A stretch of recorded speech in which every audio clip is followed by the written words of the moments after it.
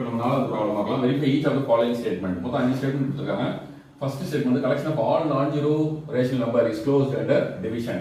அதாவது நீங்க இந்த செட் இருக்கு இல்லைங்களா, அதாவது Q என்ற செட் ரேஷனல் நம்பர் செட்ல இருந்து ஏன்னா 2 நம்பர் எடுத்துக்கங்க. 1/2 நான் எடுத்துக்கிறேன், 1/3 எடுத்துக்கிறேன். 2 நம்பர் எடுத்துக்கிறேன். 1/2, 1/3 belongs to rational number set. அப்போ இதுல வந்து இந்த ஆபரேஷன் அப்ளை பண்ணி பார்க்கணும். ஆபரேஷன் கொடுத்துருக்காங்க டிவிஷன் ஆபரேஷன், வகுத்தல்ன்றவங்க இருவுறுப்பு செயலியை அப்ளை பண்ணி பார்க்குறோம். 2 நம்பர் நடுவில் செயல்படுத்தி பார்க்குறோம். 1/2 டிவிஷன் 1/3. அதாவது 2 நம்பரை ரேஷனல் நம்பர் செட்லேருந்து எடுத்துக்கிட்டு முதல் நம்பரை 2வது நம்பரால் வகுத்தோம்னா வரக்கூடிய ஆன்சர் ரேஷனல் நம்பராக இருந்ததுன்னா we can say that collection of all non-zero rational number is closed under division. இல்லையா? சரி செக் பண்ணி பார்க்கலாம். 1/2 ஒரு நம்பர் இன்னொரு நம்பரால் டிவிஷன் பண்ணுறதுக்காக கலகரம் போட்டு பெருக்கலாம் இல்லையா? அப்போ 3/1 அப்படின்னு சொல்லிட்டு சொல்கிறோம். ஸோ இப்போ நான் வந்துச்சு 3/2 அப்படின்னு இருக்கு. இது வந்து பார்த்தீங்கன்னா A/B ஃபார்மேட்டில் எழுத முடியுது. வேறு B இஸ் நான் ஜீரோ நம்பர் இல்லையா? அப்போ மேலே ஒரு இன்டிஜர் கீழே ஒரு இன்டிஜர் இருக்கு. அப்படின்னா நம்ம என்ன சொல்லலாம், இது A/B ஃபார்மில் எழுத முடியுதுனால இதுவும் ஒரு ரேஷனல் நம்பர் தான். So what we can say collection of non-zero rational number is closed. அப்படின்னு சொல்லிட்டு அதே ஸ்டேட்மெண்ட் இருக்கு எழுதிங்க. collection of non-zero ஜீரோ இல்லாத நம்பர் எடுத்துக்கணும். non-zero rational number is closed under division. ஓகேங்களா? under division அப்படின்னு எழுதிக்கிட்டு. Next subtraction is not commutative for rational number. இது உண்மைதான். அதாவது subtraction ஆனது கழித்தல். கழித்தலை பொறுத்தவரை அதாவது கழித்தலானது இந்த இடத்துல என்ன சொல்லிருக்காங்க, ரேஷனல் நம்பர். ரேஷனல் நம்பர்னா தமிழ்ல உங்களுக்கு என்னது, விகிதமுறு எண்கள். விகிதமுறு எண்களானது கழித்தலை பொறுத்தவரை பரிமாற்று விதிக்கு உட்பட்டது அல்ல. நம்ம தமிழ்ல எப்படி சொல்லணும், விகிதமுறு எண்களின் தொகுப்பானது கழித்தலை பொறுத்தவரை பரிமாற்று விதிக்கு உட்பட்டது அல்ல. சரி, அது நம்ம எப்படி பார்க்கறோம்னு சொல்லுவாங்க. 3 நம்பர் எடுத்துக்கிற எக்ஸாம்பிள் 1/2 3 நம்பர் 2 நம்பர் எடுத்துக்கலாம். 1/2 1/3 belongs to rational number. Rational number செட்ல இருந்து 2 நம்பரை எடுத்துக்கிறீங்க. ஸோ இப்போ சப்ட்ராக்ட் பண்ணி பார்க்குறீங்க. அதாவது A - B = B - A ன்னு வரணும் இல்லையா? 1/2 - 1/3 அதுக்கு 1/3 - 1/2 என்ன கேட்டிருக்காங்க, காம்படேட்டிவ் தானே கேட்டிருக்காங்க. சரி, நம்ம காம்படேட்டிவ் பார்த்துட்டு இருக்கோம். ஸோ பாருங்க 1/2 - 1/3 இதுக்கு 1/3 - 1/2 அதாவது A - B = B - A ன்னு வரணும். 2 ஈக்குவலாக வந்துச்சுன்னா காம்படேட்டிவ், இல்லைன்னா நாட் காம்படேட்டிவ். சரி பார்க்கலாம். 3 2 6 LCM 6 2 3 அப்போ இங்கே 3 6 3 2 அப்போ 2 இங்கே LCM 6 6 3 2 இங்கே 2 6 2 2 3 அப்போ இங்கே 3. ஸோ -1/6 இங்கே +1/6 நாட் ஈக்குவல் இல்லையா?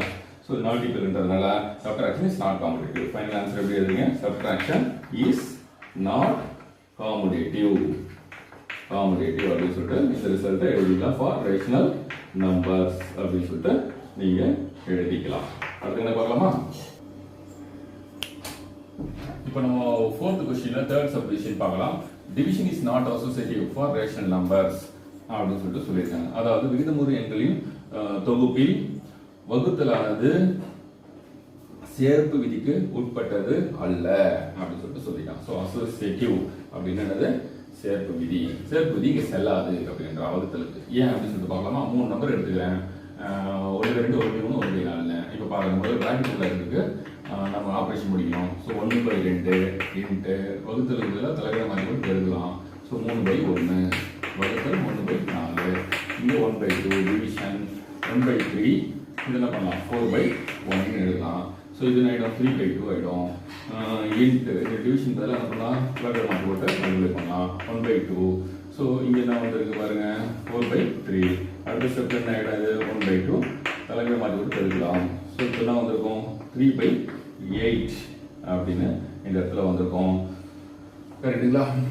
இப்போ இந்த இடத்துல என்ன வருதுன்னு சொல்லிட்டு பாருங்க 3 இன்ட்டு அது கேன்சல் கூட பண்ணிங்க. ஸோ 6ன்னு வந்திருக்கும். ஸோ ஃபைனல் ஆன்சர் வந்து 6 இங்கே வந்திருக்கு. அந்த சைடில் என்ன வந்திருக்கு 3/8 அப்படின்னு சொல்லிட்டு வந்திருக்கு. ஸோ இது ரெண்டும் நாட் ஈக்குவல் இல்லையா? Not equal. ஸோ அப்போ நம்ம என்ன சொல்லலாம், division is not associative for rational number அப்படின்னு சொல்லலாம். ஏன்னா A/B bracket divided by C is not equal to A divided by bracket B divided by C அப்படின்னு சொல்லிட்டு வந்திருக்கு. ஸோ ஒரு வாட்டி செக் பண்ணிக்கலாம், அப்படியே இருங்க. ஸோ உங்களுக்கு ஆன்சர் வந்து எப்படி வந்துருக்கணும், உங்களுக்கு இங்கே 6 வந்துருக்கணும். அதுக்கடுத்து இந்த இடத்துல வந்து 3/8 வந்துருக்கணும். உங்களோட செக் பண்ணிக்கலாம். 1/2 வகுத்தல் 1/3 வகுத்தல் 1/4. ஸோ 4 வந்துச்சு. ஸோ 4/3 வந்துச்சு. ஸோ இங்கே வந்து 4/3 வந்துருச்சுங்களா. அதுக்கு வகுத்தல் போடும்போது என்ன ஆகிடும், பெருக்கல் அப்படின்னு வந்துடும். இந்த இடத்துல பெருக்கல் வந்து 3/4 ஆகிடும். ஸோ 3/8 இல்லைங்களா. 6 not equal to 3/8. இது கரெக்டாக. நெக்ஸ்ட் இதுக்கு போகலாம். ஸோ இப்போ பாருங்கள், fourth problem. Distributive property of multiplication or subtraction is true for rational number. That is a into b minus c is equal to ab minus ac அப்படின்னு சொல்லிட்டு prove பண்ண சொல்லியிருக்காங்க. இதான் கொஸ்டின். ஸோ நான் 3 நம்பர், ஏதாவது 3 rational number எடுத்துக்கிறேன்.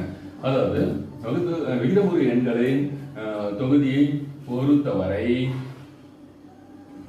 Distributive property அப்படின்னா தமிழ் என்னது உங்களுக்கு,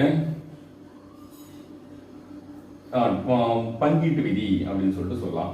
பங்கீட்டு விதியானது கழித்தலை பெருக்கலை பொறுத்தவரை distributive property of multiplication over subtraction. அதாவது டிஸ்ட்ரிபியூட்டிவ் ப்ராப்பர்ட்டின்னு என்ன சொன்னா, பங்கீட்டு விதி, பெருக்கலின் பங்கீட்டு விதியானது விகிதமுறு எண்களின் தொகுப்பில் உண்மை ஆனது அப்படின்னு சொல்லிட்டு ப்ரூவ் பண்ண சொல்றாங்க. ஸோ இப்போ நான் பார்க்குற 3 நம்பர் எடுத்துக்கிறேன். 1/2. ஸோ இது வந்து 4 3 12 12 3 4 அப்போ 4 12 4 3 3. இந்த சைடு என்ன இருக்கும், 1 2 3 6 மைனஸ் 1 2 4 8. ஸோ 6 8க்கு எல்சிஎம் என்னதுப்பா, 6 8க்கு எல்சிஎம் எடுக்க தெரியாதவங்க இங்கே பார்த்துங்க. 6 8 எல்சிஎம் இங்கே போட்டுங்க. இங்கே 2 3 2 6 4 2 8. அவ்வளோதான். 3 அப்படி எல்சிஎம் 3 மல்டிப்ளை பண்ணிங்க.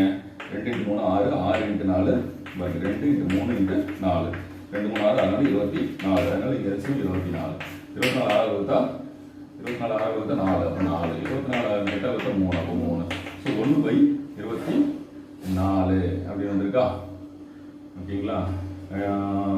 ஓகே 1/24 அப்படின்னு சொல்லிட்டு அந்த இங்கே எத்தனை வந்துருக்குன்னு பாருங்க.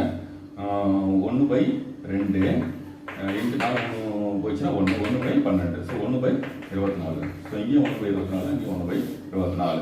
ஸோ அப்போ distributive property of multiplication subtraction is true for rational number அப்படின்றது ப்ரூஃப் ஆகிடுது. ஓகேங்களா. இதை தனியாக வச்சுங்க. ஸோ இது ஆன்சர். சரி, இப்போ நம்ம 5th ப்ராப்ளம் போகலாம்.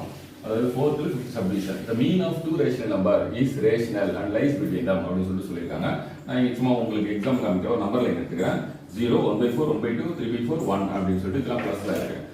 இந்த சைடில் இருக்கக்கூடிய ஆக்சிஸ். ஸோ இந்த சைடில் பாருங்க 0 மைனஸ் ஆஃப் மைனஸ் 1/4 இங்கே வந்து மைனஸ் 3/4 இருக்கும். அதுக்கப்புறம் -1 வரும். சரி, இதில் நம்பர் லைன் இதில் வந்து பார்த்தீங்கன்னா நான் வந்து என்ன பண்ணுறேன், 1/4 ஒரு நம்பர் இருக்குது, 3/4 ஒரு நம்பர் இருக்குது. அதுக்கு மீன் கண்டுபிடிக்கிறேன். அது 1/2 வரும்போது அது ரெண்டுத்துக்கு நடுவில் தானே இருக்கு. அதை வந்து காமிக்க போகிறேன். சரி, let us take two rational number b a is equal to 1/4 b is equal to 3/4 எடுத்துக்கிறேன். சரி, இந்த நம்பரும் எடுத்துக்கிட்டு அதுக்கு மீன் வந்து ரெண்டுத்துக்கு நடுவில் தான் இருக்கு அப்படின்னு சொல்லி, அதுவும் ரேஷனல் நம்பர், அது நடுவில் தான் இருக்குன்னு சொல்ல போகிறேன். சரி, மீன் கண்டுபிடிக்கணும்னா நம்ம என்ன பண்ணணும், ஆவரேஜ் கண்டுபிடிக்கணும். அதாவது